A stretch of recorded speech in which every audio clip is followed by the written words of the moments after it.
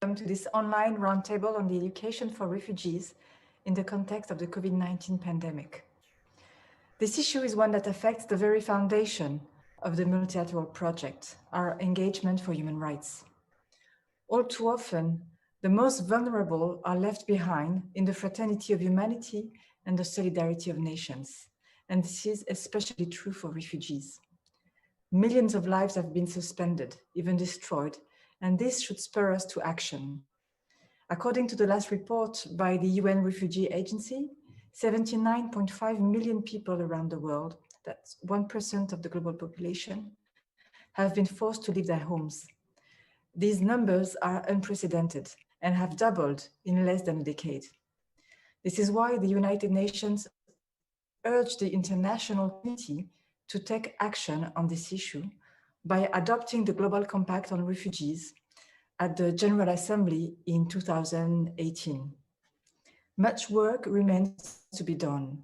Even before COVID-19, refugee children were twice as unlikely as other children to attend school. 4 million of these children, aged between 5 and 17, did not attend primary or secondary education. And only 1% embarked on higher education, severely limiting their chances for the future.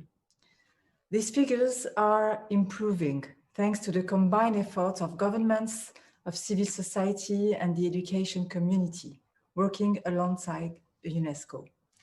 But these figures also show that inequalities continue to be a major issue and that we urgently need to step up our efforts. This is why UNESCO has made education for refugees, displaced persons, and migrants one of our priorities, along with education for girls and women and higher education.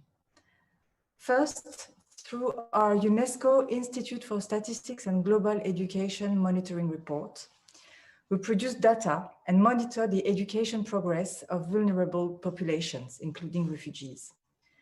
Our Institute for Statistics is collaborating with UNHCR to improve the quality of data available and develop regular, sustainable international reporting in this field. Second, we work for the recognition of refugees' qualifications. As part of the implementation of the Global Convention on the Recognition of Qualifications Concerning Higher Education, which facilitates student mobility, the UNESCO Qualifications Passport is a very promising tool. It was launched in Zambia last year, and it recognizes the prior learning and skills of refugees and migrants, allowing them to pursue further studies or employment. We plan to accelerate its implementation in other countries so that refugees' skills cannot be denied. Because when people find themselves uprooted in countries where they do not speak the language, a passport like this is more than just a regular administrative document. It is a path towards a brighter future. And third, through UNESCO's International Institute on Education Planning, we support education ministries with crisis-sensitive educational planning to better integrate refugee education into national systems and legal frameworks, helping to ensure the right to education.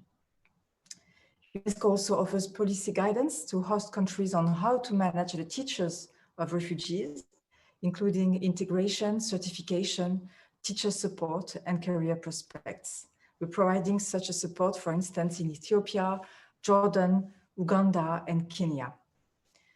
This mobilization for refugees is all the more urgent as they are particularly vulnerable to the COVID-19 crisis and its consequences.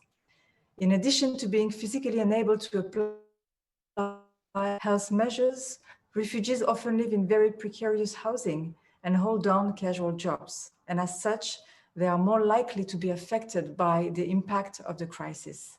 They are also very often targets of racism and hate speech. And in this way, the crisis is also jeopardizing all the work we have done to defend education for refugees and migrants. And it is because of these risks that UNESCO, in its role of coordinator of the international response to the COVID-19 education crisis, has put a very special emphasis on vulnerable population. But we must think ahead and at the global level about how we will recover from this crisis. And today's meeting organized with the UN High Commissioner for Refugees, Filippo Grandi, whom I thank very sincerely, is very important in this respect. Our partnership with UNHCR is essential and has proved to be effective during this crisis, and I welcome their membership as well in the Global Education Coalition. I would like to thank very specially UNHCR Special Envoy Angelina for moderating this meeting and more generally for her dedication to this cause. I would also like to thank the education ministers taking part in this discussion. Your presence here today reflects your commitment, your conviction that multilateralism, when based on transparency and respect, can help us rise to this immense challenge. And lastly, I would like to thank all the qualified refugees who will soon tell you their stories. Their testimonies are extremely valuable and they will play a key role in our reflections. I wish you all a very fruitful debate as we reflect on ways to ensure that education truly leaves no one behind. I thank you for your attention. Wonderful. Thank you so much to the Director General for opening this session, and thank you to you all for waiting while we organised our technical issues. It's a real pleasure to be at this high-level roundtable. I'm Becky Telford, the Chief of Education at UNHCR, and my role is just to support the moderation. And in that role, I'm really delighted to hand over to Karina Gould for some opening remarks. She is the Minister of International Development with Canada. Wonderful. Well, thank you so much, Becky, for that. And thank you, Audrey and UNESCO, and of course, Filippo and UNHCR for hosting us and bringing us here today. I'm delighted to co-host this important event with the United Kingdom. As Canada's Minister of International Development, education for refugees and displaced children is at the very heart of my mandate. I'm pleased to be joined by Baroness Sugg, UNHCR Special Envoy Angelina, and all of our roundtable discussants, including ministers of education from 3 refugee hosting countries, Cameroon, Pakistan, and Kenya. I'm especially happy that we are joined by students who are refugees. You and your voice and your experience matter, and we need to hear your stories because you are the reason we are all here today. It is your life, your future we are working for. Also, allow me to acknowledge the teachers too. Without teachers, there is no education. You play a vital role as educators. The education of displaced children and adolescents is deeply personal to me.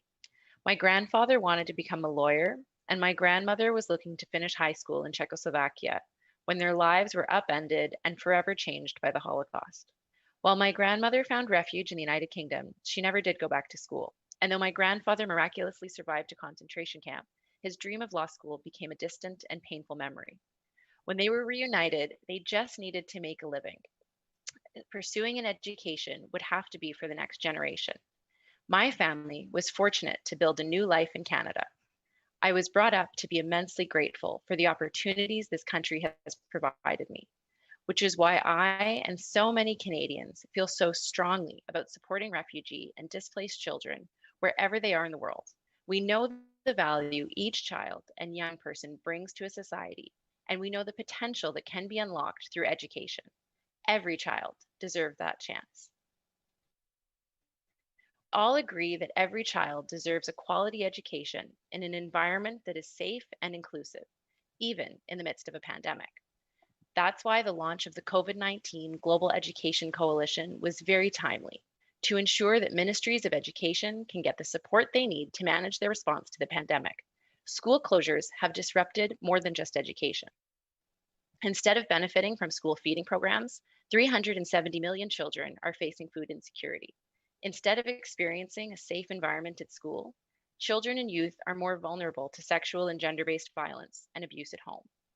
This reality is further compounded for refugees and internally displaced persons. These children are missing out not only on education and meals at school, but also a safe place to grow and thrive.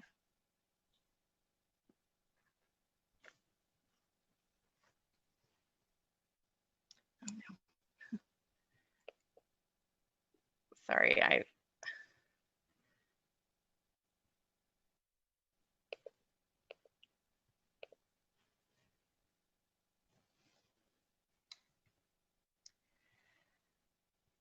Guided by feminist principles, Canada believes in the value of gender equality, and we are taking action to promote the empowerment of women and girls, as well as LGBTQI individuals and other marginalized people. Countries needed to take stringent action to stem the spread of COVID-19, but school closures threaten to roll back gains that have been made in recent years, particularly on gender equality. When girls' education is disrupted, it can have drastic consequences.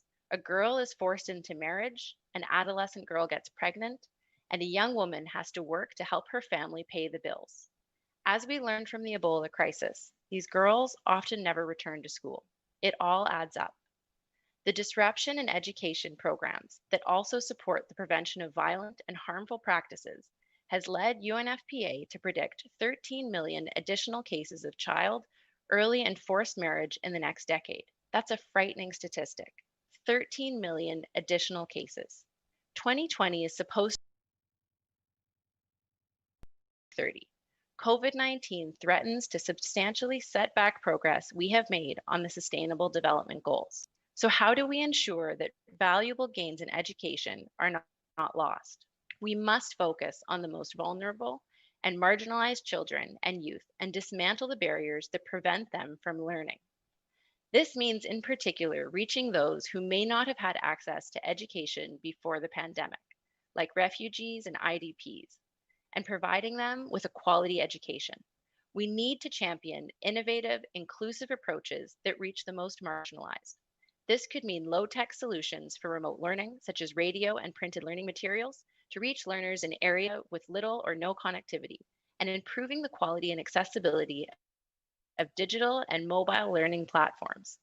In my visit to the Democratic Republic of Congo, I saw firsthand how simple, low-tech solutions like radio can transform the lives of children and adolescents affected by conflict to continue their education in a safe environment. Today, I'm pleased to announce increased funding of $5 million for projects in conflict-affected and fragile states, including radio-based education for girls and boys in the DRC. We must support the world's most marginalized children and youth get back to school and get back to learning. And this includes the 3.7 million refugee children who were missing out on an education before the pandemic. All refugee and displaced children deserve a good education. We need to ensure that refugees and IDPs are included in national responses and data collection in order to see what is really happening on the ground. To this end, in line with the spirit of the Global Compact on Refugees, I applaud the pledges made at the Global Refugee Forum, including by refugee hosting country governments to support the inclusion of refugees in national education systems. We thank these host communities for all that they've done and all that they continue to do. Despite all the challenges during this forced pause, we also have an opportunity to do more, to come back better than before.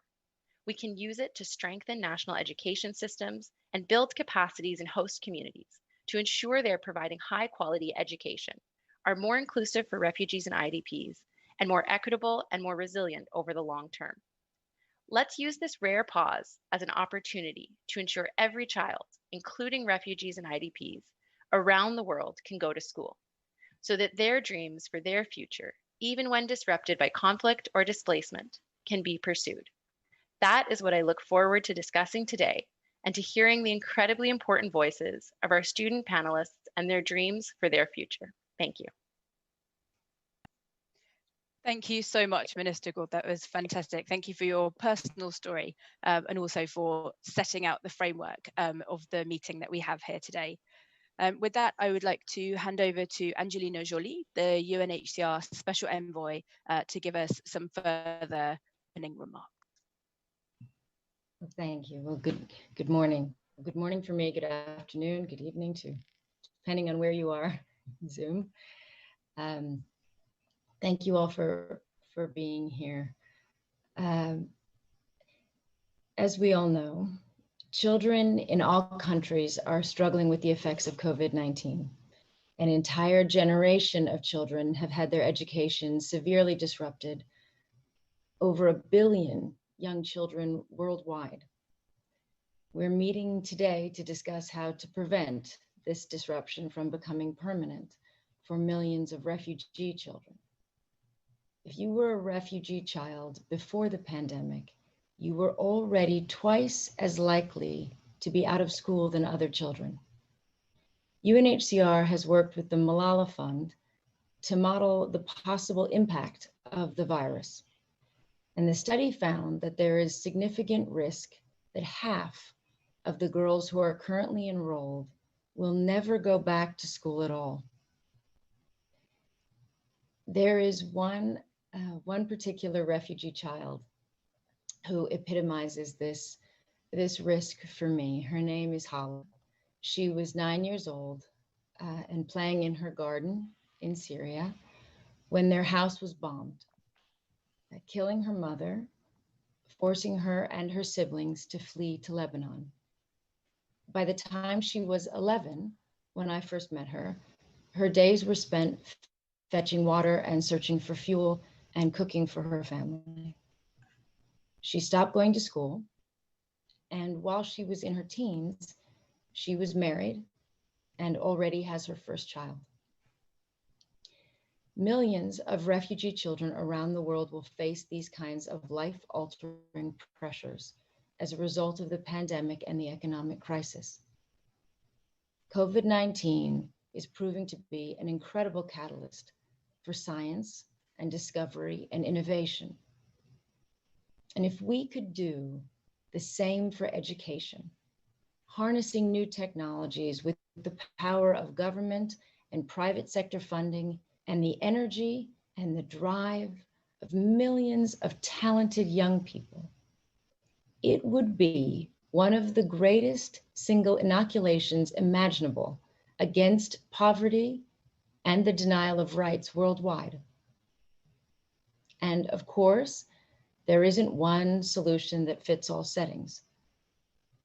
On one hand, there are amazing new technologies available to support distance learning. On the other hand, many children don't have access even to TV or radio, let alone a laptop or Wi-Fi. 80% of students in sub-Saharan Africa, for example, have no access to internet. So there is a very real digital divide within as well as between countries. So we have to consider what technologies work best in individual settings, from text message services to radio, TV, internet, the needs of children with disabilities, the part that hunger plays in damaging children's ability to learn, the role of teachers, and the support they need to keep on going, and many, many other issues. So I hope very much that this coalition can be the start of identifying solutions and models that work. And then that can be scaled up on a global level urgently. To my mind, there's one fundamental question in this. Because of how the world so often speaks of and talks about refugees. Do we allow them to regard refugees as a burden? Or do we help them to see that they are individuals with huge potential, who, if given the right tools, can develop their minds, contribute to society, and help stabilize their home countries? So for me, there's only one answer. There is no better investment than we can make. And of course, it is also their basic human right that must not be denied them. So thank you, and I look forward to this discussion with all of you. Wonderful. Thank you, Special Envoy, for that inspiring speech and for being here with us today. It's really a pleasure. You talked about the millions of talented young people, and I think it's hugely important to focus on the contribution that many refugees are making to their communities. And I'm particularly delighted to now turn to Bahati Ernestine to help focus this session on that question. Bahati, can you tell us a bit about your own story and about how education has enabled you to play a really active role in helping others during the COVID-19 pandemic? Thank you, Becky. And hello, everyone. It's an honor to speak before you all today. I was born in Rwanda, but came as a refugee to Kenya with my family in 1996. I was able to complete my primary and secondary education in Nairobi and won a Duffy Scholarship in 2014, which has enabled me to follow my dream and study nursing. Studying a health-related topic is the main choice of field of studies in the Duffy program globally. And over 20% of the Duffy students have done the same like me. And we can all now contribute and in the future to strengthen the health systems in the countries that host us and our countries of origin. I have always been passionate about giving back to the community.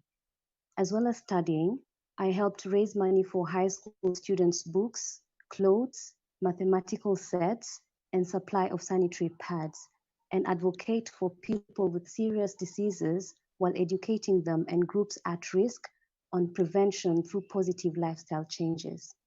During this time of COVID-19, I have been working as an intern nurse in Nairobi, working on the front line of the health response and being able to help others. I have also been part of the Hashtag For You campaign that is a youth-led initiative to highlight contributions of refugee youth to the COVID-19 response. All over the world, young refugees volunteer like me to support the emergency response. We have communication officers who fight against fake news, students who raise funds to support vulnerable families from refugees as well as host communities, and others who have produced masks and soap and distributed them among communities. I would encourage you to also share a video with the hashtag for you and give concrete examples on what everyone can do to fight the COVID-19 pandemic. I want to thank those who have made this possible for me, my parents, UNHCR, the Duffy Scholarship Program, and the Kenyan government. And I call on those on this roundtable to realize that we stand to lose if refugee girls like me cannot return to school. Where will the next generation of nurses or volunteers come from? By coming together, we fight the pandemic and the impact on some of the world's most vulnerable people. If only we together. Thank you. Thank you, Bahati. That was perfect. I mean, your commitment to serve is so inspiring. It's a real pleasure to have you as part of this conversation.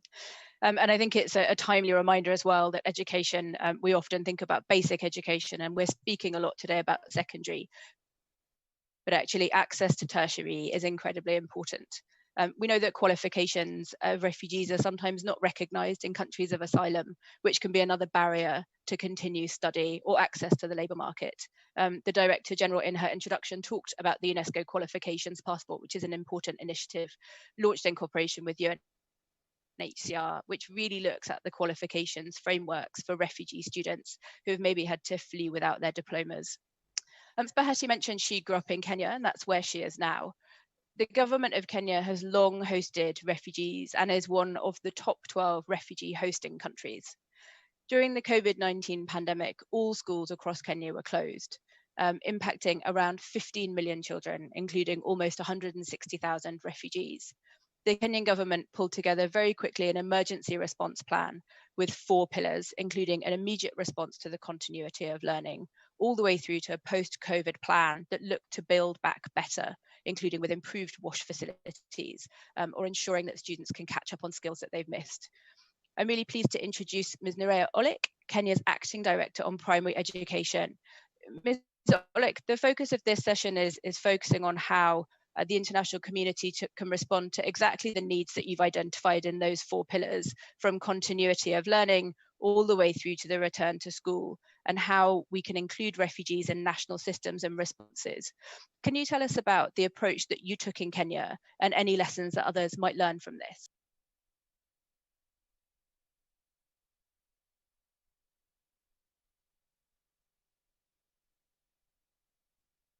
Okay, thank you so much, representing the Ministry of Education. I think I'm here because I've, on the behalf of the ministry, I've dealt a lot with the issues of the refugee in Kenya. particularly the Kakuma refugee camp. I visited the place several times to see how they are doing and how education that we offer impact on them. Basically, when the pandemic came up, around 15 million learners in Kenya generally and out of school. All of them are now at home, including around 16,000 refugees who join the rest being at home. But in Kenya, we have several mitigation factors that we put in place to ensure that they do not just stay at home, but they keep a pace with what education is, the learning is. One of the areas that we've done, especially in our primary and secondary schools, is e-learning. And e-learning, we know that we have various geographical differences, and therefore we do not have a uniform way of transmitting information or the content to all of them. Through our cloud, we have several areas that we've looked into. One, we've allowed all the learners to have the learning materials with them at home. And secondly, we also use the Edu channel, which is a channel that we use that is embedded in our cloud, the Kenyan cloud, to pass information to the learners who can be able to get that. We also have the radio channels to reach those remote parts of Kenya that may not be able to be connected to the internet. We also have the text message that we use to give the learners information on what they need to learn through their head teachers, through the telephone lines that they've given to from their parents and their neighbors. For the refugees camps, we know that the learners are home, but the same has been done to them. Virtual learning is still going on, and we still give guidance just the way we would give during the normal learning sessions. We have the materials with them. We made arrangement to give them the materials at a subsidized rate that the Kenyan government also pay for the production of these materials. When we got some leverage from M-Pesa, we did not exclude the refugee girls because we know what the girls in a normal situation face. The refugee girl faces the same more twice in a more challenging situation. So we also gave them sanitary pads to keep them going. That was last year. We equally did distribute sanitary pads this year, though by the time most of the suppliers were reaching some part remote areas of the country, the learning had been suspended. But so far, we have done what we can. We know we have a lot of challenge that is going on right now. We are still struggling with the issue of the high pregnancy rates in the country, which has really spiked during the COVID period. We also have reported cases of forced marriages, early marriages, which we know that does not exclude the refugee girls in the camps. We also have sexual abuse and even rape in some cases. So as a country, we are trying to do the much we can to protect the Kenyan child and the refugee child, especially the girl child and even the boy child, to ensure that eventually, when things normalize, this child will be able to go back to school. Today in the morning, we had a meeting, and our meeting was basically to track on our girls, particularly because we know that they are most vulnerable.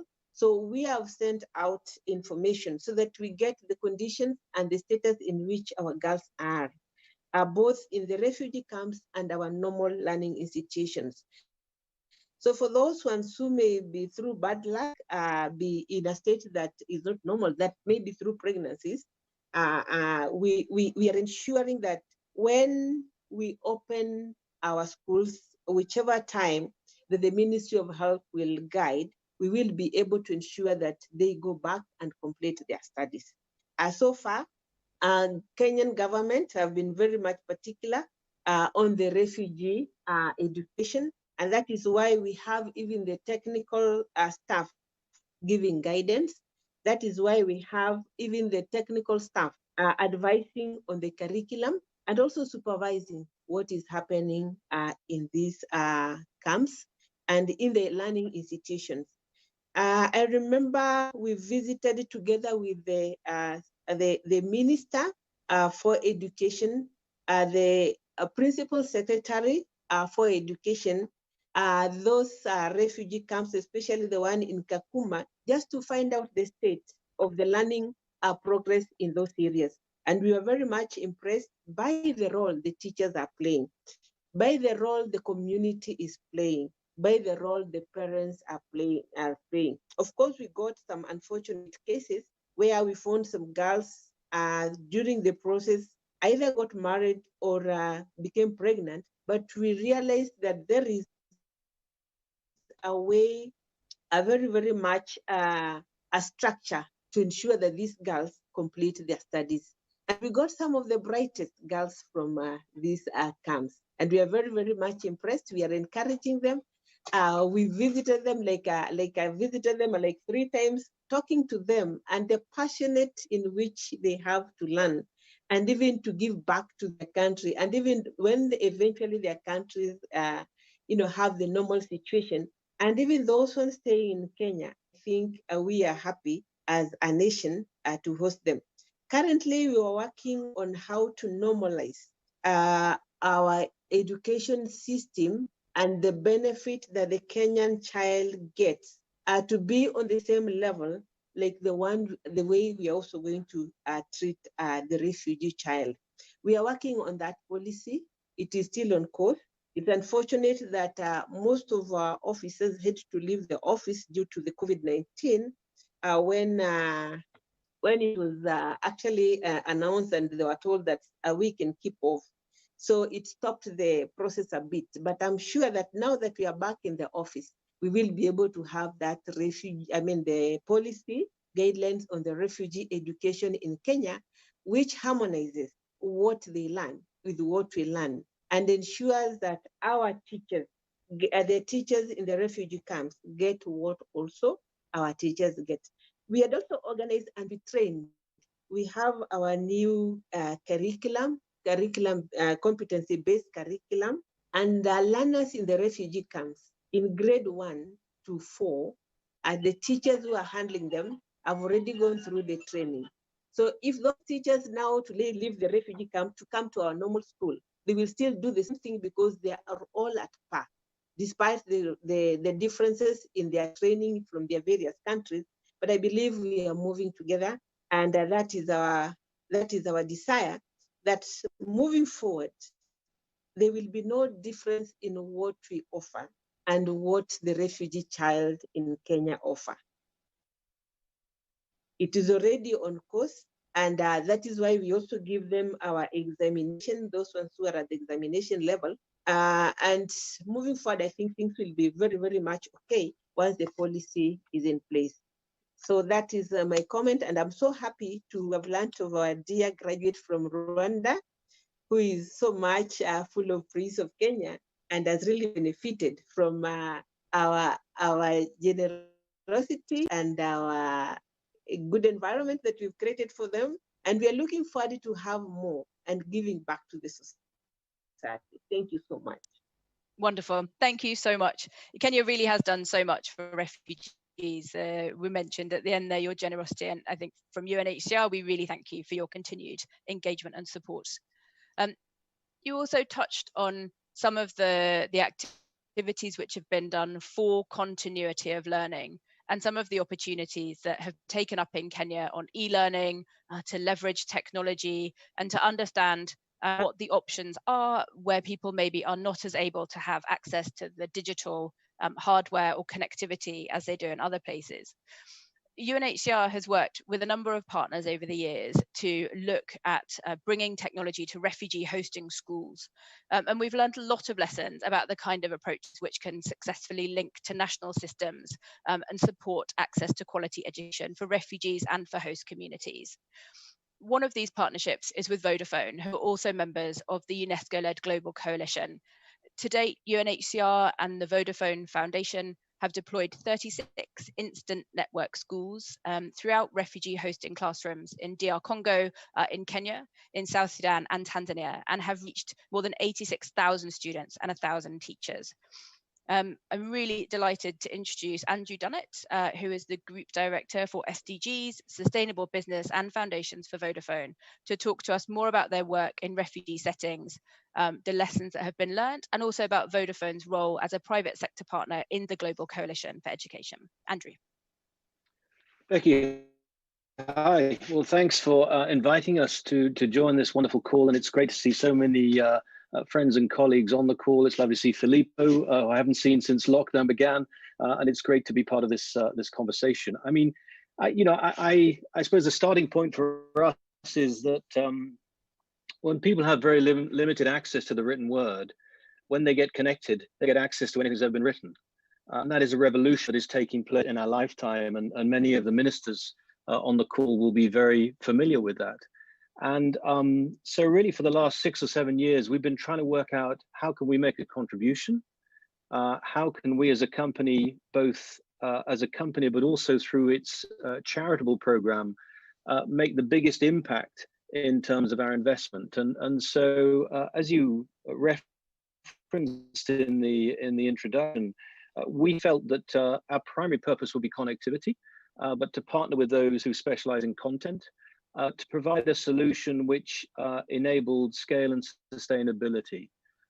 Because while we're obviously all very familiar with the innovation, I mean, if you take 10 years ago, less than 1% of the world's population were constantly connected. Now 4 billion of us are constantly connected.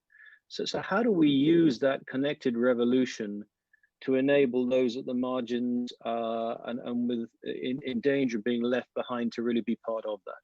And that's where we began the partnership with UNHCR, really as a test bed to see what we could do in places like the Minister will know, Kakuma, and in other camps, and really begin to see if the power of that connectivity could transform the learning, in particular looking at areas of obviously exam results, but also looking at attendance, looking at continuous professional development of teachers, and then for the children, looking at confidence, motivation, all of these less tangible in terms of measurable, but equally important outcomes. And that's the journey we're on. And I was delighted just for Christmas, our global CEO, Felipe, announced that we would be looking at working with 500,000 students by 2025. We baked in the money, it's there. We're now progressing to roll that out to just under 300 schools, and working with the various ministries of education, you know, for the countries in which we're operating. So that's what we're about, because we believe actually the power of connectivity is going to be transformational in the way that that people learn.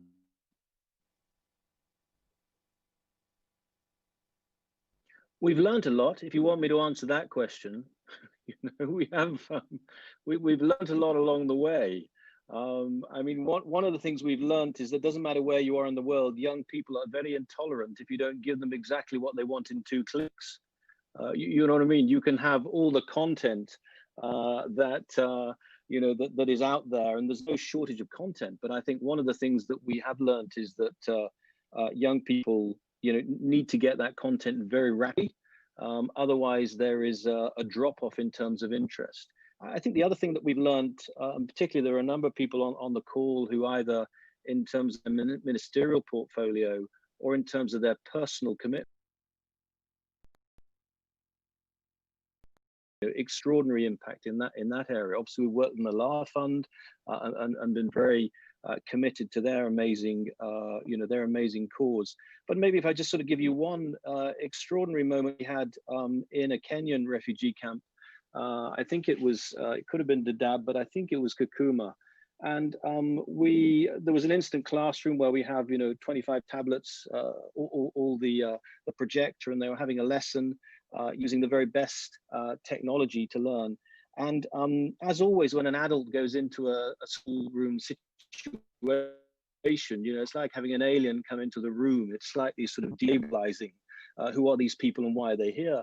So the teacher stopped and we were chatting, and then they said, does anyone have a question for our guests? They explained who we were and why we were coming to listen and be part of the class. And as often, it's sometimes it's the girls who stand up and talk more than the boys. And this girl stood up and I'd like to, in a very halting way, I'd like to thank Vodafone, because as a result of this technology in the classroom, I had to get married. And then she sat down. And I asked the teacher through an interpreter, could she just sort of explain a little bit more her story? Because this is why you come and, you can read the reports and you can read the data, but actually you want to come and feel it and see what's happening. And she said she didn't want to say anymore. And so that was the end of it. And at the end of it, I said, could I have a chat with her? And I talked, and she said this: her parents were illiterate, and they wanted her to get married. They didn't see the point of the school. So the teacher, who's an employee of the whole program that we run in the camp, a refugee themselves, took a tablet and showed to the parents all that the daughter was learning through the Instant Schools program.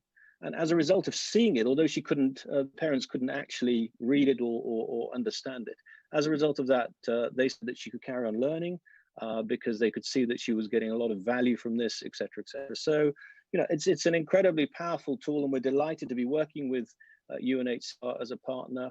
We've got a really stretched target, and for us, it's about sustainability and scale in the long term, not about a sort of corporate program that comes in for a moment and then is lost. That's our ambition. Wonderful. Thank you, Andrew, for that. And thank you for Vodafone's leadership within the sector. I think that's been really interesting, and it's fantastic as we are looking at kind of distance and online learning in COVID for refugees, to remember that we have lessons from programs and opportunities that we've been taking prior to this. I think it's clear from all the participants so far that the only way to ensure that refugee students and their families have the opportunity to continue with an education, and why that education is so important, is for different stakeholders to come together. And we heard from Bahati and from the Special Envoy how important it is that this includes refugees themselves, as well as teachers and community supporters who are there on the ground day in, day out, playing these really crucial roles in keeping learning going in refugee settings. I'd like to turn now to Ag Mohammed Ahmed Ali, who himself had to flee violence in Mali, and he became a refugee in Burkina Faso at the age of 17. After finishing his baccalaureate, Ahmed has worked tirelessly as a community mobilizer and as a teacher, including providing much needed encouragement and support to students and to their families during the COVID-19 school closures in Burkina. Ahmed, it's a pleasure to turn over to you.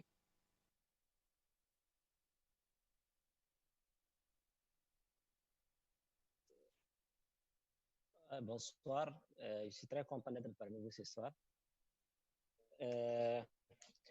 Comme vous l'avez dit, je m'appelle Ahmed Ali, je suis réfugié malien au Burkina Faso depuis 2012.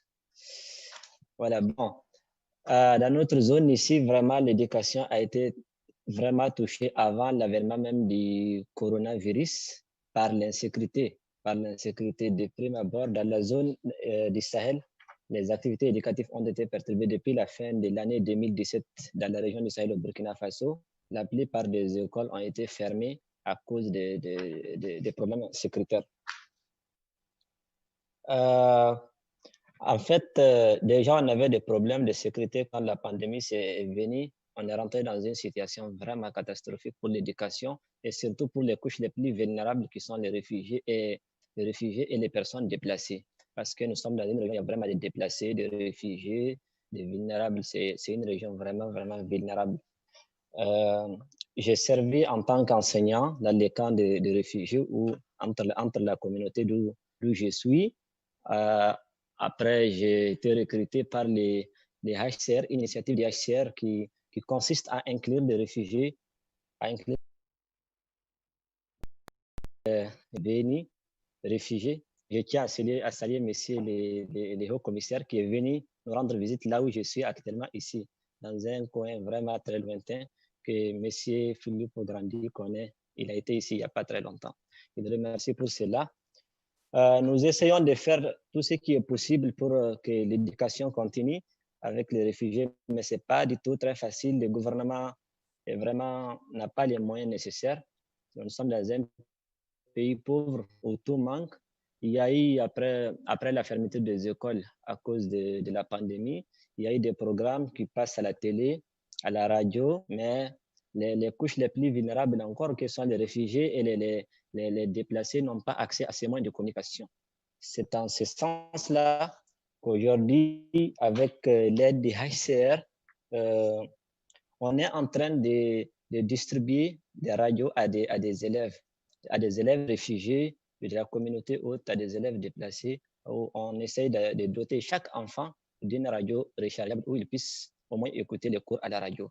Ça, c'est pas gagné, c'est pas vraiment gagné, parce que il y a les couches qui sont les handicapés, par exemple, les sourds, les malentendants qui ne vont pas bénéficier de ces programmes ou bien qui ne vont pas en tirer profit de ces programmes-là. Mais la réflexion continue. On espère qu'il y aura une autre solution. Je vous remercie.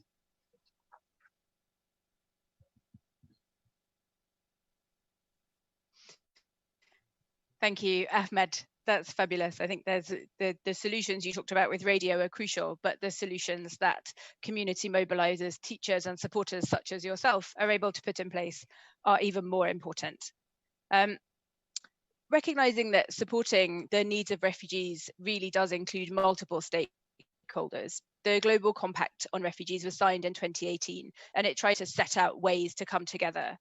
One aspect of the Global Compact was the recognition that the international community needs to do more to support countries which host refugees. So staying in West Africa, we'd like to hear from another minister, and I'm really pleased to turn over to Professor Nalova Lyonga, the Minister for Secondary Education in Cameroon, which hosts more than 400,000 refugees. Minister Lyonga, over to you.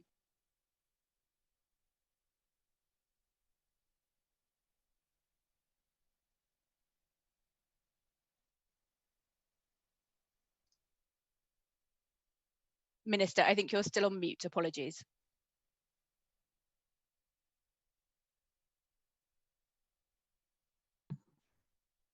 Okay, can you hear me now? It's unmuted now.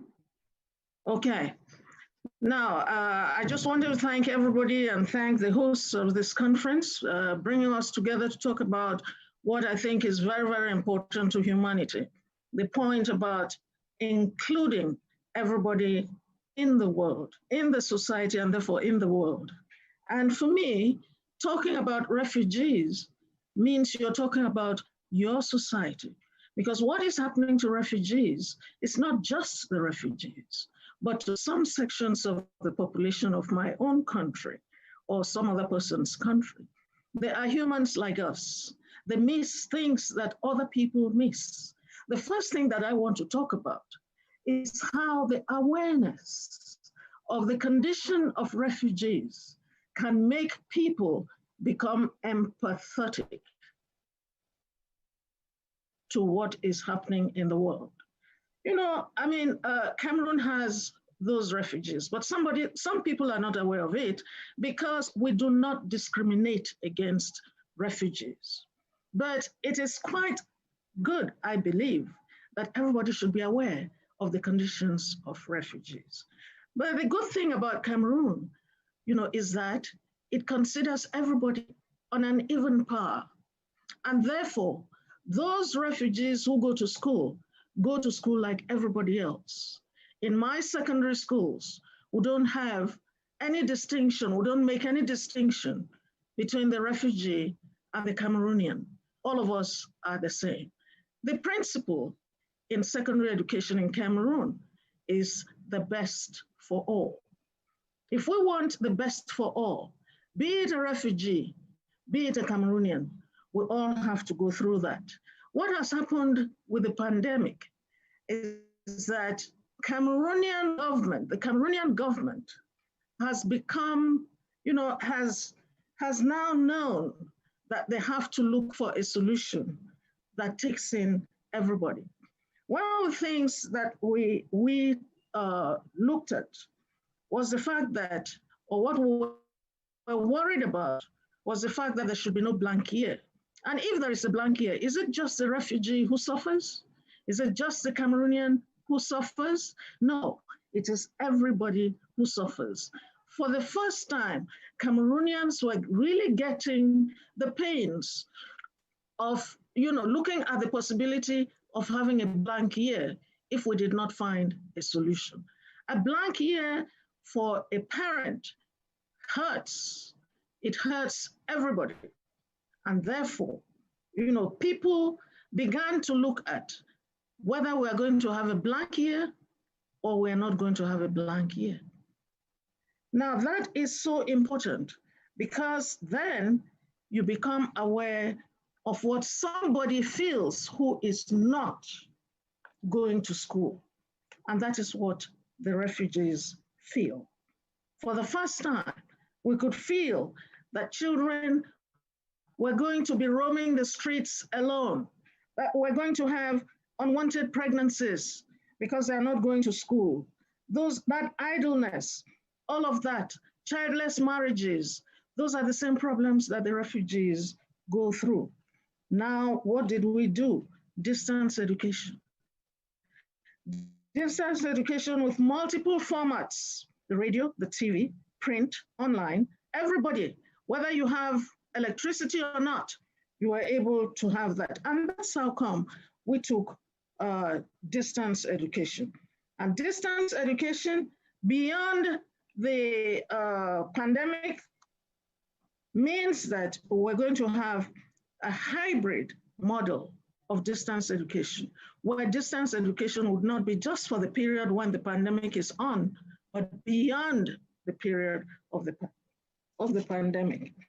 We're going to take an approach that would give a kind of education that would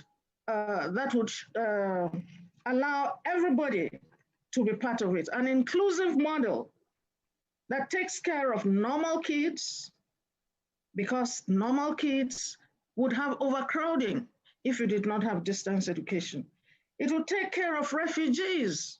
It would take care of children in the conflict zone, or what we call IDPs. It will take care of physically challenged children, the handicapped, et cetera, et cetera.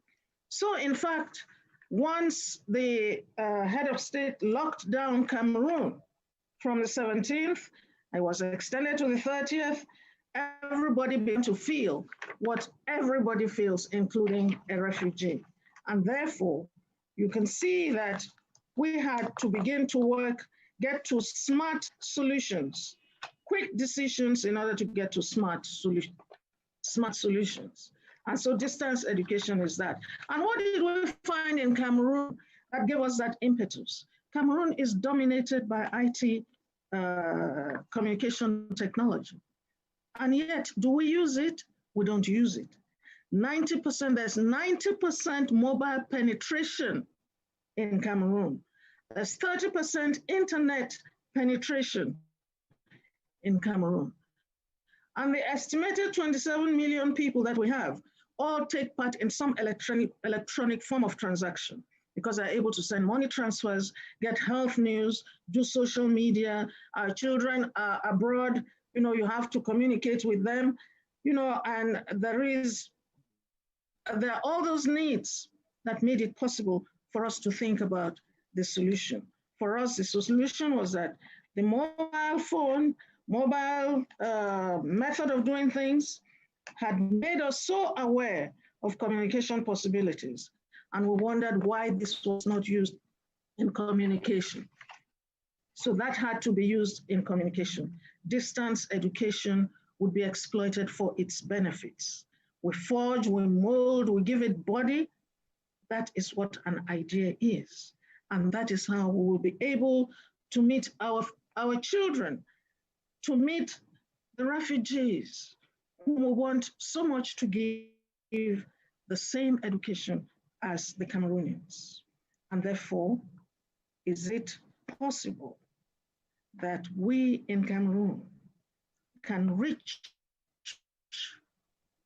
these children who are refugees? Yes. And we looked at distance education as that technology, as that business, which is really unfinished in the technical revolution. Distance education is an answer to our to our treatment of any of these people, refugees and everything. Now, the technical infrastructure challenges, which we have, we are hoping that we shall overcome those.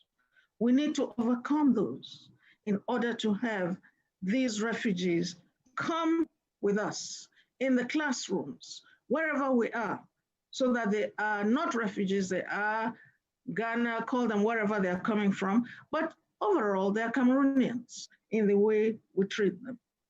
So, in fact, if we can be helped with certain facilities, such as the tablets or the smartphone, to interact with teachers, so that these children can interact with their teachers and the world around them, things that the government is unable to pay for, I think that this will help. And we're going to improve the life of the refugees. Refugees are contributors like all of us. Refugees have problems which some of our children may have. So let us continue to work for the benefit of everyone, and the refugees will be part of that whole benefit, of those who will benefit from it. That is what I want to say about our contribution to a form of learning that will bring everybody into the picture, using a system where every refugee becomes part of the Cameroonian society. Distance education has been missing. Here is the time when we should be aware of what it is, its benefits. The Cameroon government is aware, our partners are aware, and let us do more in order to make the country even. Thank you so much. Thank you so much, Minister. That was very inspiring. I think the story of Cameroon and the work towards inclusion and equitable access to quality education for all, recognizing refugees and particular needs within host communities, is such an important call to action. That idea of looking towards getting the best for all, I think, is exactly what we're talking about in this roundtable. Because of some of the delay we had at the start, I'm going to just make one change. So I'd like to hand over to Baroness Liz Sugg, and after Baroness Sugg has spoken, we'll go back to the original running order. Baroness Sugg is the UK Special Envoy for Girls Education. So thank you. Thank you, and it's great to be here. Really good to hear from some of the generous host countries, Kenya and Cameroon, and I think Pakistan later on, and of course from Vodafone. We really need more public-private sector involvement to be part of the solution. Of course, I'd also like to thank the young refugees we've heard from today, and amid this unprecedented global crisis, Fahati and Ahmed inspire us, and they make me optimistic that our shared future is in good hands. And it's really vital that all of our responses are guided by their experiences and their needs. And as we've heard today, the plight of refugees is exacerbated by the COVID-19 pandemic. And refugees, as we know, are among the most vulnerable, often at higher risk of poverty and malnutrition, and lack access to proper healthcare or shelter, with women and girls being disproportionately affected. And for now, the international community is rightly focused on the impacts of COVID-19, which has affected us here in the UK and all around the world. But even before the pandemic, we were already in the midst of a global learning crisis, with refugees and displaced children making up the largest group of those out of school. And at the peak of global school closures, COVID-19 has kept 1.5 billion children and young people out of school. And as the UNHCR Special Envoy highlighted, half of all secondary age girls will not return when classrooms open. And so if we are truly to build back better, which we all want to do, education must be prioritised in the global recovery from coronavirus. It's really clear from our discussions today that this epidemic is not just a health crisis, it's an education crisis, especially for refugee children, which is why it's essential to ensure that education systems not only recover, but recover better, providing all children with the skills to survive and to thrive. And with an education, these children will be unable to rebuild their lives and achieve their full potential. We're therefore grateful for UNESCO convening the Global Education Coalition, which has brought together multilateral partners, private sector organisations and NGOs in response to the crisis. And the UK is proud of our support to UNESCO's Institute for Statistics, which is leading the push on education data, which is vital to ensure that the responses reach those most in need. In the last 4 months, the UK has adapted and reprioritised our education programmes. In 18 countries we work to support education systems and help keep people safe during the pandemic. And we fully recognise the importance of including refugees and national responses in line with the Global Compact on Refugees. And of course, we must not forget the role of teachers like Ahmed in refugee education. Refugee children and their communities rely on teachers to provide education, but in this pandemic, they're relied on for so much more, including psychosocial support and vital health information. So I'm really delighted to announce today £5.3 million of new UK funding to UNHCR, which will enable more than 5,000 teachers to provide that vital education for children in 10 refugee hosting countries over the crucial next 7 months. And this funding will ensure children can continue to benefit from education during school closures and will mean teachers can provide vital outreach to get children back to school once they reopen. We know that supporting every child's right to 12 years of quality education is one of the best investments we can make to end the cycle of displacement, poverty and conflict as we recover from coronavirus. This is a major development priority for us here in the UK, but it will require a global effort. The UK will be backing UNICEF's Open Up Better campaign and many other efforts to get children back to school when it's safe to do so. And we must place the needs of refugees and the most vulnerable children at the heart of that process. So thank you, and I look forward to our continued work together to ensure that our efforts help those that need it most. Thank you so much, Baroness Uggan. Thank you for that exciting announcement. I think it's important as we're thinking about the work of multiple stakeholders, recognising that need for funding and for additional resources. We've known for a long time as the international community that education is traditionally underfunded during humanitarian responses and receives just about 2% of overall funds. Education Cannot Wait, or ECW, was established exactly to ensure that children get opportunities to the education and to the future they deserve.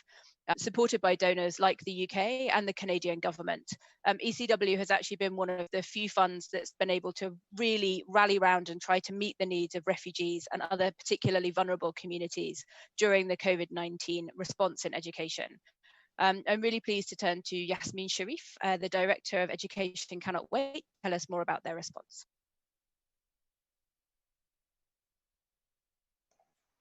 Thank you very much, Becky. And thank you, UNHCR and Canada and the UK for inviting Education Cannot Wait. Thank you, the UNHCR Special Envoy, Angelina, for a very inspiring opening. And thank you all great ministers in countries where we work, like Cameroon and Kenya, very soon, and also private sector. So Education Cannot Wait, we are a global fund. We don't implement. This is very important. The ones that implement on the ground is UNHCR, it's UNESCO, it's UNICEF, it's all the civil society. They are doing the real work on the ground. What we do is to utilize resources to leverage a new way of working together. But there's no competition. We bring everyone together and we focus together on those who are left furthest behind and advocating for refugee education. Because refugees is, from our perspective, and we all know, the ones left furthest behind from achieving the Sustainable Development Goals. And why is it so? I mean, look at this. You are a refugee, has been dispossessed in every single possible way.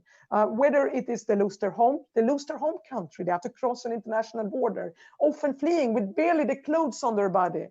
And then they're in a new country where they may not always be the top priority because they are not the nationals of the country. And that's so wonderful to hear today how Cameroon and Kenya and many others are doing their best to treat refugees as their own nationals. But what we often see is that refugees have difficulties accessing public education, be part of the national plans, and therefore are left to fend for themselves.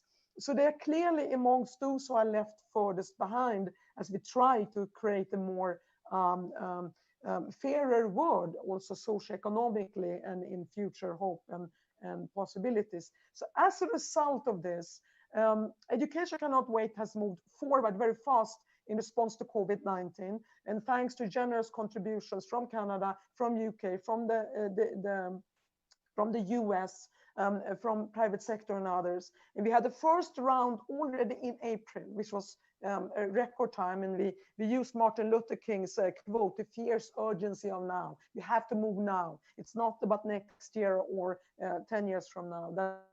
That's why we are very impatient. We had the first round in April, but then we said only some of that reached refugees. So in the second round, we're going to dedicate it completely to refugees. And we worked very closely with civil society, focusing on refugees, and of course with UNHCR as the great refugee agency. And we identified 10 countries. Kenya is one of them, Cameroon is another one, where we will focus exclusively and delivering, investing about $20 million in the days to come, and continuously, of course, with more investments. What do these investments look like? There's distance learning, accelerated learning, home-based teaching, provision of school materials, technology where this is possible. I mean, large part of sub-Saharan Africa don't have the infrastructure. You go to a country like Central African Republic, go outside Kabul in Afghanistan, there is no infrastructure for technology. So we take that into account. But also, and this has been mentioned here by Baroness Sag and by many others, the importance of mental health and psychosocial services to deal with all the traumas while you are in a refuge, and also accessing learning. So hygiene, the mental health, sanitation, and protection above all. These are part of the investments that Education Cannot Wait makes, the financial investments together with all our colleagues in the UN agencies, civil society, and not the least the ministers of education in country with whom we work very closely.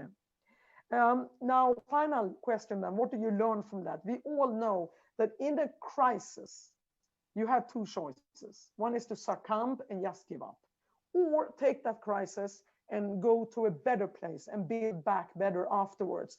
And I think there are two things we are learning from the COVID-19 crisis for refugees, is that there's a technology divide. And that's why it's so wonderful to see Vodafone and many other private sector companies coming in. But there's the technology divide. And we now realize what huge part of the world, including the refugees in those countries, cannot access technology because of socioeconomic inequity, which that's the reality. You don't have the infrastructure, and therefore you cannot benefit from technology. And that then deepens the education divide. So that's the dark part of it. But then again, you never give up. And refugees never give up, as we could hear Ahmad and Bahati here so strongly plugging forward despite what they are challenged with. So we have to take it to a new level and build back better. And we see the opportunity here for how we can improve education on the move, as we say, for those who are fleeing, for those who have left their home countries, through technology when they have access. We've done that with refugees on the Greek islands and asylum seekers, where we can use WhatsApp and radio, and in other parts of the world where it's possible.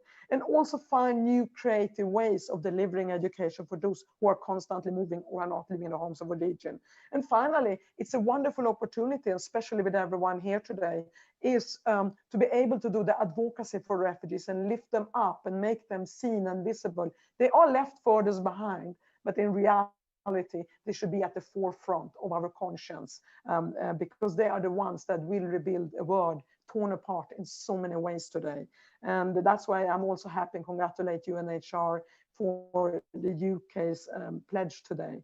I'm very happy. We so enjoy working with UNHCR. We enjoy being part of UNESCO's Global Coalition for Education, coordinating and bringing us all together. And most of all, happy to see great education ministers and the most wonderful resilient refugees on earth. Thank you very much from Education Cannot Wait. Brilliant. Thank you so much, Yasmin. We're really always so pleased to hear from ECW and how you're driving forward some of the critical response. One exciting thing to note is that today is actually the first day of the Humanitarian Education Accelerators Boot Camp. The HEA is funded by ECW, and it looks at, in this time of COVID, building on a challenge call which was launched by the EdTech Hub and the Education Alliance. Over 80 partners from around the world put forward solutions, and that includes solutions from refugee community-based organizations themselves. And the boot camp, which is starting this week, is bringing together a group of those partners to further understand approaches in particularly distance and online learning and data collection during COVID. And I wanted to mention that particularly because I understand that a lot of the participants from that bootcamp are watching this on YouTube and are contributing very positively to the discussion. So thank you again to ECW for that. I think we've talked a lot about how important collective action is, how pivotal that coming together is to address the challenges that COVID-19 has presented for refugees and for host communities. We're holding this roundtable under the UNESCO-led Global Education Coalition, which obviously aims to bring together multiple actors who can add their own unique voice to the effort. And that includes our final government speaker, Ms. Wajiha Akram, who is the Parliamentary Secretary to the Ministry of Federal and Professional Training in Pakistan. COVID-19 resulted in national school closures, impacting all children in Pakistan. And the government was able to launch a telescoping program in April covering grades 1 to 12, which is broadcast every day through the national TV channel. This is an incredible success and effort, and we really look forward to hearing more from the Parliamentary Secretary on how they were able to respond so quickly to so many of the education needs, including looking at how to include refugees in their national education response and resilience plan. So I'm really delighted to turn over to Ms. Akram to tell us more about your experiences during COVID-19, where you found challenges and solutions in ensuring that children can continue to learn and plan for return. Thank you, Angelina, UNHCR, UNESCO, and everyone present here. I would like to just say that I'm honored to be amongst such overwhelmingly inspiring people. What each of you have done for your countries and communities is amazing. Bahati, I would say that you are truly awe-inspiring, truly amongst the hardest of circumstances are heroes born. And Muhammad Ali Ahmad, you too have an absolutely beautiful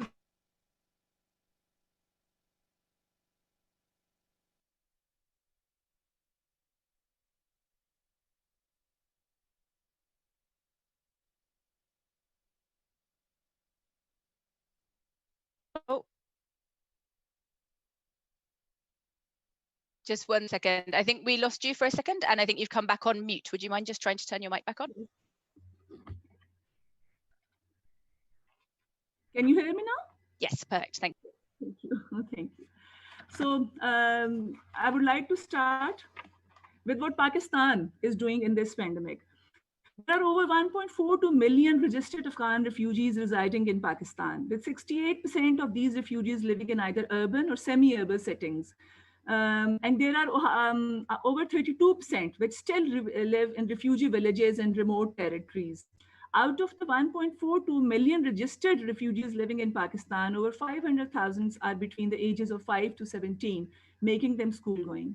Under the 18th Amendment of the Constitution of Pakistan, education is made free and compulsory for children between the ages of 5 and 16, making refugee children between this age bracket accessing both private and public schools. Along with that, UNHCR, along with the Ministry of Saffron and Chief Commissioner of Afghan Refugees, is providing primary and secondary education to over 57,000 refugee children in over 146 refugee villages. The COVID-19 pandemic has had an unmatched effect on all sectors of life, especially education. Both public and private schools have suffered, while many teachers and school staff went unemployed. It goes without a doubt that students suffered the huge losses. The challenges faced by refugee children can be described as threefold. The sudden closure of schools resulted in a disruption in learning for students with little to no support from their families. Most refugee families suffer financially, and this pandemic, they have suffered at the hands of losses in businesses and unemployment, creating an environment of distress at home too. Secondly, for refugee families living in remote villages, access to online learning and classrooms is almost impossible. And thirdly, while the community suffers greatly, there is little to none support for education within the community. This is doubled for girls, since education of a girl child fell pretty low on the priority list, as is the teleschool. The teleschool initiative by the Ministry of Federal Education is available along with online learning material. But it is not as accessible for refugees in remote villages with little to no internet access. It attempts to combat this that the Pakistan National Education Response and Resilient Plan for COVID-19 was developed jointly by UN agencies and the government of Pakistan. This recognizes the importance to ensure continuous learning for all children and urges all stakeholders, including education authorities and partners, to pay special attention to all children with vulnerabilities, including the refugees. Refugee children's need will be captured and addressed through a concerted response in close coordination with UNHCR and other partners. And federal and provincial governments have also adopted the framework for reopening of schools developed by UNESCO, UNICEF, WFP, and World Bank. The provincial governments are currently finalizing guidelines and protocols for safe reopening of schools from 15 September 2020. Safety and health of students and teachers in schools are of utmost importance, of course, for all the children, including most vulnerable ones. Provincial governments are finalizing their safe school reopening guidelines and SOPs, so to ensure the safe environment for children's learnings. This includes upgradation of WSH facilities in schools in disadvantaged locations. And the government is taking a number of steps to ensure that vulnerable children, especially girls and refugee children, return to school when the schools reopen. Some of these measures, for instance, development of content for different platforms and modalities according to levels, subjects, and grades based on the gap analysis. And this content includes both digital and non-digital, including audiovisual learning and edutainment content for different platforms like TV, radio, web-based, blogs, video sites, applications, and these will be accessible through smartphones as well. Along with that, supporting the government's efforts for promotion of girls' education, UNESCO Pakistan is implementing a multi-layer and multi-donor funded program, Malala Girls' Right to Education program in Pakistan, in 18 most marginalized and isolated districts of Pakistan. In response to COVID-19, to supplement the federal government for ensuring continuity of the learning process during school closure, UNESCO Pakistan and the Ministry of Federal Education is launching a radio program for an approximate 6 months time frame in 18 most marginalized and isolated districts for primary school children in order to engage them in learning activities. Implementing of provisions of targeted support to poor households through cash grants and stipends for learners is also in pipeline. Implementation and expansion of remedial learning, catch-up programs for children who fall behind due to school closures. Strengthening the role of teachers, head teachers, and school, especially in refugees hosted areas and camps. Apart from this, a plea to parents to send children back to school. This will be accompanied by community outreaches that emphasizes the importance of education, since we need to fight this together, and the only way forward is together. Thank you. Super. Thank you so much, Ms. Akram, for those reflections.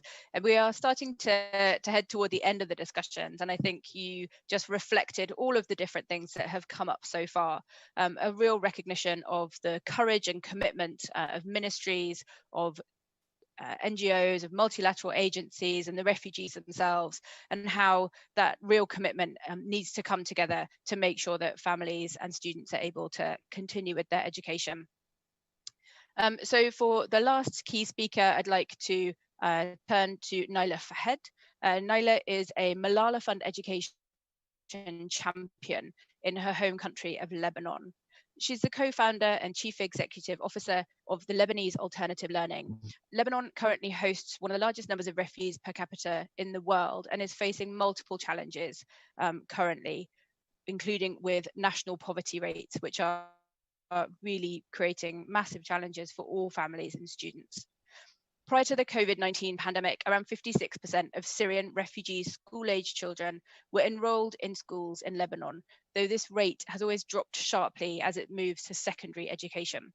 In terms of gender, girls are faced with challenges that we've talked about already in this call, but child marriages, working on child labour, and then issues around economic factors, as well as safety and security. Recognizing one of the main barriers for education was language, and that this was having an impact on education standards and making it difficult for Syrian refugee girls to enter the Lebanese public school system, Naila was able to create a digital learning platform called Tabshura in a box, technology that works with no internet or electricity, aiming to help Syrian refugee girls to catch up on their education before formally enrolling in school. So Naila, over to you. Thank you for receiving Lebanese alternative learning in this panel. Thank you all. So I will do a quick presentation of the NGO, very quick. I will then point to research we are doing and then give some of our findings. So Lebanese Alternative Learning is an educational technology NGO that offers offline free support program. Tabshura means chalk, as well as offline access solution, Tabshura in a box, and content creation workshop to vulnerable areas in Lebanon in an attempt to bridge the gap between the privileged and underprivileged access to quality education and ensure school retention. We equally work with host community and refugees. We are also part, as you mentioned, of Malala Fund, and as such, work closely with girls and their teachers, who often are refugee women themselves. In the context of a research we are currently conducting in Lebanon to identify which solution teachers adopted to respond to the multiple crises Lebanon is facing, in which I have to say COVID-19 is not the most virulent virus. We have much more viruses going. So we met with teachers in several vulnerable areas of Lebanon and gathered the following data. In the context where there is no internet and more restriction on electricity lately, it is impossible to provide online classes or to send video, even compressed. The most used device to communicate between teacher and children is the mobile phone. Often the children have to wait until the father comes home because he's the one who have mobile phone and share the time with the brother and sister. The most used apps in Lebanon is WhatsApp or Telegram, which is another version of Messenger. The communication between student and teacher is limited to sending traditional homework. Some teachers tried videos or screen recording, but with very limited success, as videos consume internet data and are difficult to produce. Resources made available by international providers were not easy to adapt to the actual curriculum. Very few teachers used them, and I would say it was less than 2%. Parents were unable to help their children, as most of them have insufficient education. So this made us rethink, and I would like to rethink with you our beliefs when it comes to education in emergency. And I would like to highlight some of them, making those teacher voices heard, teachers who are indeed our field heroes. Listening should always come first. Let's forget about our numbers, our KPIs, our output, outcome, impact, and just try to understand the reality of the teacher in vulnerable area, their priority, and make them part of a solution that often much simpler. That's the one we create in a sophisticated matrix we write in our office in front of the screen. This brings me to the importance of empowering local actors, not only because they need jobs, not only because they are highly qualified and they are the only one who understands the most the reality of the field, not only because it is the only way a solution is sustainable, but also because they are the one who can save local culture, their history, art, literature, the universal heritage of humanity threatened by the globalization of an education that is becoming one taste for all. And for this, I would like to thank Malala Fund, who understood the importance of local actors and is empowering local NGOs all over the world. Don't import ready-made solution because it is easier. The argument of not reinventing the wheel is not valid. Wheel was reinvented several times. The wheel of the car you drive today only share with the carriage of the Middle Ages its circular shape. Canada have wheels adapted to snow and cold weather, while Saudi Arabia have wheels adapted to desert and heat. Ready-made solutions give good conscience to the West, are good marketing to local actors, press conference material.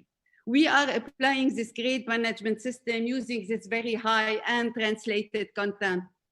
But if this is not part of a long-term strategy that is essential, and I would say especially in time of crisis, a strategy that is coming from the reality of a complex situation, if this is not part of a long-term education plan, it will only work during the implementation phase because teacher will be asked to use it.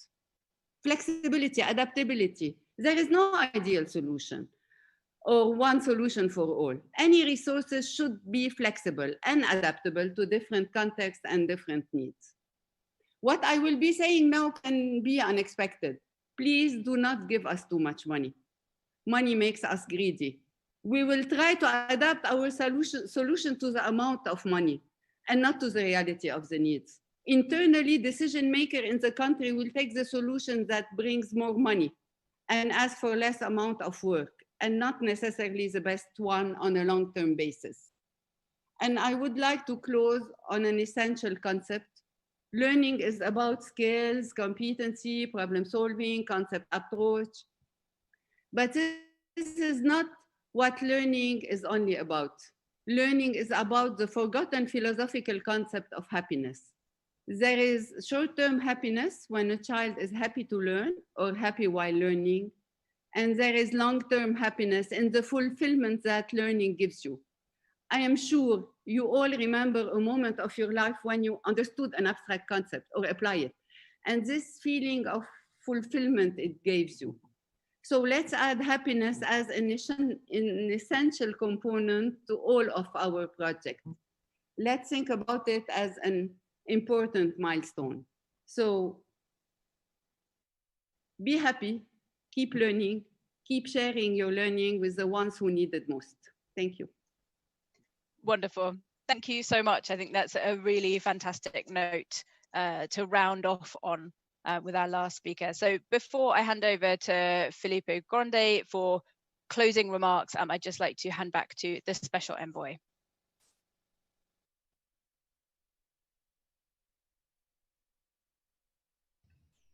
All right, I'm unmuted. Nothing prepared. I just, on that note of happiness and learning, it made me smile because I feel I have really, truly learned quite a lot in the last hour and a half that we've all been talking. And I hope you do too. I feel sometimes we come into these because we've all been working on these issues for so long and we talk about these issues and sometimes they do seem like numbers and conferences and meetings and just another meeting and another grouping and we're not sure what we're really accomplishing or how much we can do. What I hear from everyone is how this is a very different moment in our world. It's a very different moment, the way we can come together, the solutions that are being found, the work that's being done, what's being learned and the listening on the ground to others and really, really hearing and those who spoke up who are refugees today and to all of those in your countries who have hosted for so long and are hosting now. We know a lot of what needs to be done. And I am hoping that we will all continue to be in very close contact and that this is the first of many conversations and that in this next few months, year ahead and into the future, but especially the next few months, year ahead, we stay very, very close and make sure we try to work together and pool our efforts because I believe we can accomplish quite a lot. So thank you all for sharing. I have learned a great deal.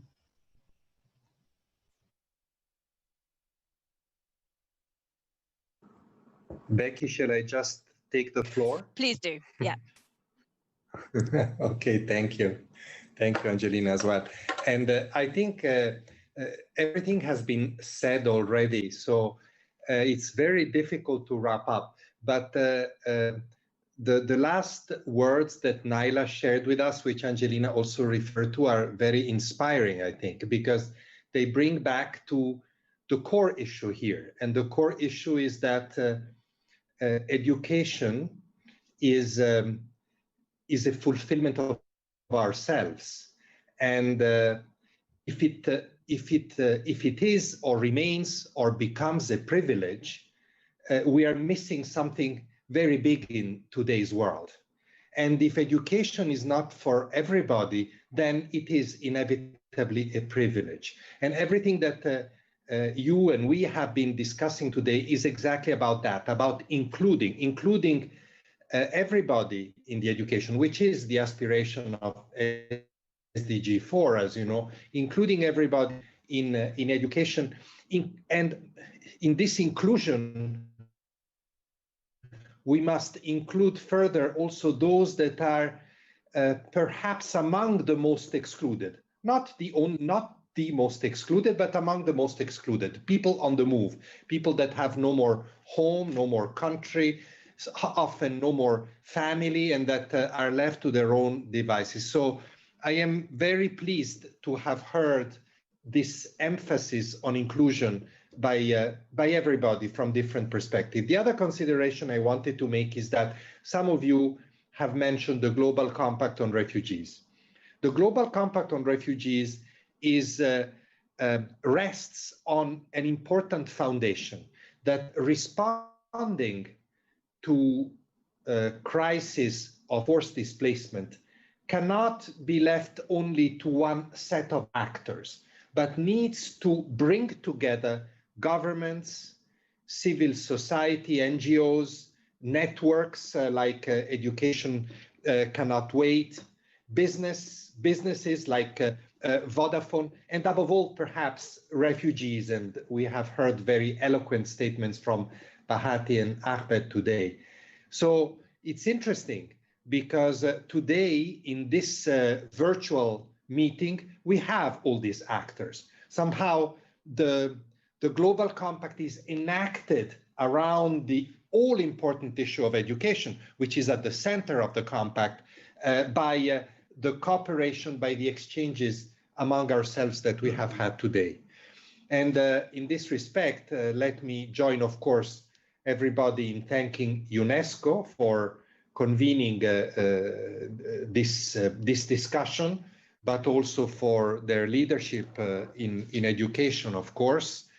I would like to thank our very special envoy, Angelina Jolie, for her always passionate support, I would say, not just of refugees, but of their value as human beings, and we heard it once again in her opening statement today. I would like to thank the refugees, as I said, who spoke so eloquently, demonstrating that as if there was a need to demonstrate that, how important their contributions can be. And a very special thanks to the ministers and officials of the three host countries, of Cameroon, of Pakistan, and Kenya. These are three very important partners of my organization. These are three countries that have especially distinguished themselves in an excellent hospitality to refugees. Some, like Pakistan, for more than 40 years, Kenya also for a very long period of time, and Cameroon also has been involved in refugee protection for many years, and now with the crisis in the Lake Chad region in the Sahel, but also in Chad and Central African Republic, it is also on the forefront. And in that respect, I think it was significant that we had these important pledges by Canada, by the United Kingdom, and I want to thank those two governments, hoping that they will just lead the way for other governments to follow their example.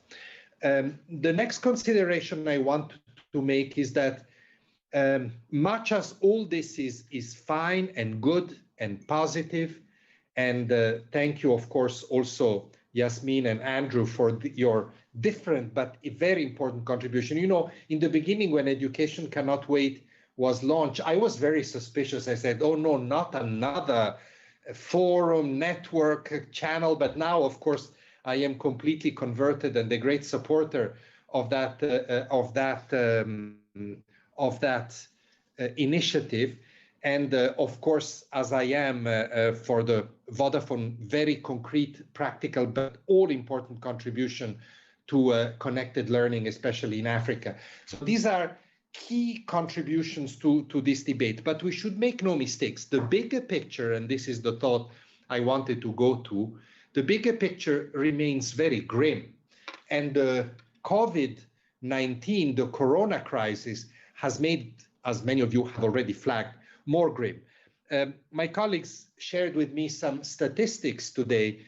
For example, that the economic impact of lockdowns and of the COVID response are estimated to put 40 to 60 million children into deeper poverty. And we also know, we also fear, we don't know, I hope we fear wrongly, but we fear that the economic crisis may also have an impact on longer-term aid budgets, maybe not so much on humanitarian assistance, but on longer-term assistance. Bearing in mind, this is another statistic that was shared with me, 12% of education activities in poorer countries are supported by international aid. We risk having an education crisis in many countries. Remember, 90% of refugees and fundamentally almost all the internally displaced people live in countries that do not have much resources and therefore depend on international aid. If international aid recedes or declines even for a number of months or years, the risk to the welfare, to the support of these displaced populations is very high, and it is very high, as several of you have pointed out, in how they will impact refugee girls in particular. Now, the compact, as I said, is a response that we designed in past years to the global refugee crisis.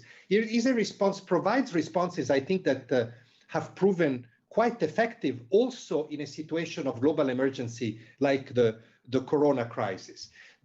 We were just discussing here with colleagues, the compact has really changed the language we use in aspects of our work for refugees, such as education, and has introduced a whole set of new concepts. You know, when I started doing refugee work, and unfortunately that's a very long time ago, more than 30 years ago, education for refugees meant essentially building schools in refugee camps. This is what it was, and finding money, which was a big struggle, to pay salaries for teachers. Now, this may still be necessary in some context, but much more importantly, I think, the discussion and the three government representatives today demonstrated very clearly, the discussion is shifting away from a separate track of assistance for refugees, much more into including refugees in national programs.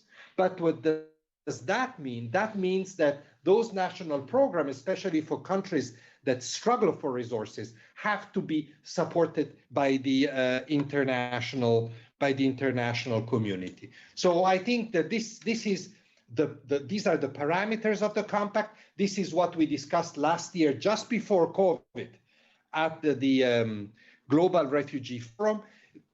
Around this concept, many pledges were made at the Global Refugees Forum, and I think it will be extremely important to follow up, and we're doing that, on those pledges so that they can be implemented in this situation. Because now, in addition to inclusion, we have to invest also in additional resources to allow children that have been taken away from schools by the coronavirus to go back and resume their education. And you have mentioned many of these activities. You have mentioned distance learning. I was very happy to hear from some of you that you think of distance learning not just as an emergency measure, but also as a good innovative way of learning for the future that may be applied beyond the corona crisis. But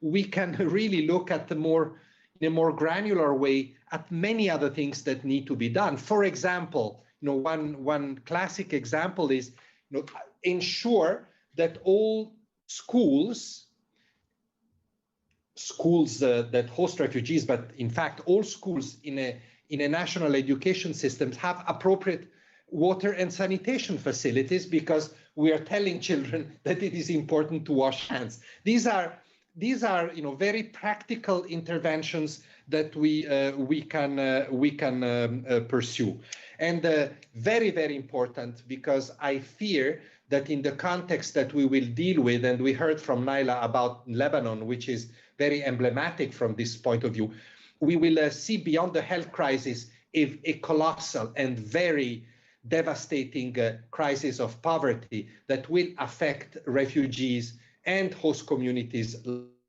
likewise. So it is important that when we talk about inclusion, we do not limit ourselves with education, but we look at it in a broader way.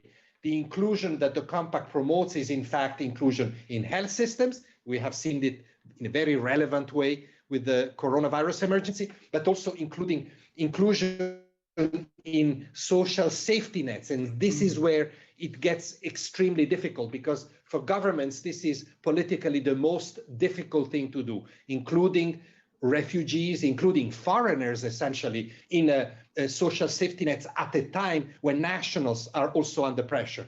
But without that, if families of students remain in poverty, we fear, as some of you have mentioned, that many will not be allowed to go back to school. Many refugees will not be allowed, because girls in particular will marry early or will be forced to marry early, and many children will be obliged to work instead of learning. I want to just conclude once again by really emphasizing this concept of inclusion. I took note of what the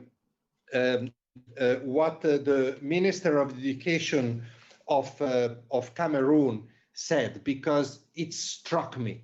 Minister, you said in Cameroon, many people are not even aware that we have such a large number of refugees.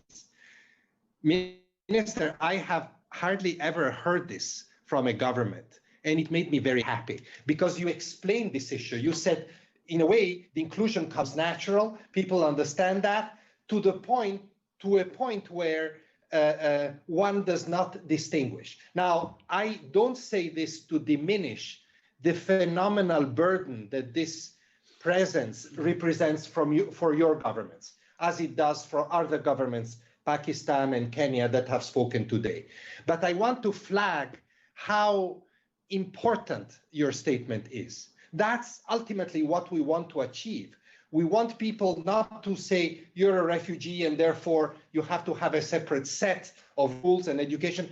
Be welcome to our education system. But then, of course, we need to help you support this education system, because it will be burdened by an additional number of people. But that statement that you made, many people are not even aware of refugees, is a beautiful statement. Thank you for that. It should really inspire all of us as we go forward with the many initiatives mentioned today, and with this collective action for education for everybody, including refugees. Thank you very much, UNESCO. Thank you, Special Envoy. Thank you, all speakers. And thank you, Becky, for your facilitation. Over to you to just close, I believe. Thank you, High Commissioner and Special Envoy. I think you've said everything. For me, it's been a massive privilege and an honour to be supporting this event with all of you fabulous people. So thank you very much, and we will close it there. Thanks. Bye. Bye, Angie.